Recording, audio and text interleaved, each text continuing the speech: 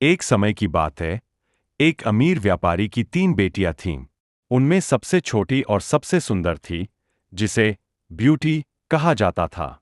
वह बहुत दयालु और समझदार थी, जबकि उसकी बड़ी बहनें लालची और घमंडी थीं। एक दिन व्यापारी का जहाज डूब जाता है और उसका सारा धन खो जाता है। जब वह घर लौटता है, तो रास्ते में एक जादुई महल में शरण लेता है।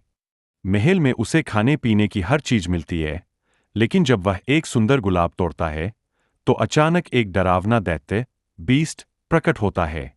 वह व्यापारी को गुलाब चुराने की सजा देना चाहता था, लेकिन उसने विनती की और बताया कि उसकी बेटी ब्यूटी के लिए यह फूल है। दैत्य ने व्यापारी को छोड़ने के बदले शर्त रखी कि उसकी बेटी को उसके महल में रहना होगा। व्यापारी डर के मारे घर लौटता है और यह सब ब्यूटी को बताता है। ब्यूटी अपने पिता को बचाने के लिए सहमत हो जाती है और दैत्य के महल में चली जाती है। ब्यूटी और दैत्य की दोस्ती शुरुआत में ब्यूटी को दैत्य से बहुत डर लगता है, लेकिन धीरे धीरे उसे महसूस होता है कि वह वास्तव में बहुत अच्छा और दयालु है।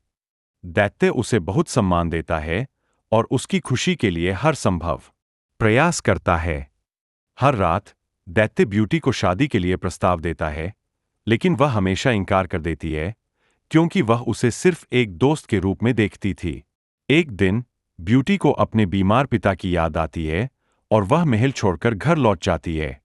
जब वह वापस आती है, तो पाती है कि उसकी बहनों ने उसे रोकने के लिए चाल चली थी, जिससे दैत्य बीमार और कमजोर हो गया था।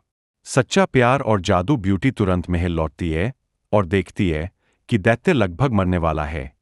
उसके प्रति अपने प्यार को महसूस करते हुए वह उसे बताती है कि वह उससे शादी करने के लिए तैयार है।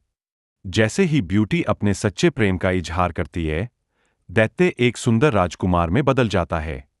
वह बताता है कि एक जादूगरनी ने उसे एक निर्दयी दैत्य बना दिया था और केवल सच्चे प्यार से ही वह फिर से इंसान बन सकता था। इसके बाद ब्यूटी और राजकुमार शादी कर लेते हैं और खुशी खुशी जीवन बिताते हैं।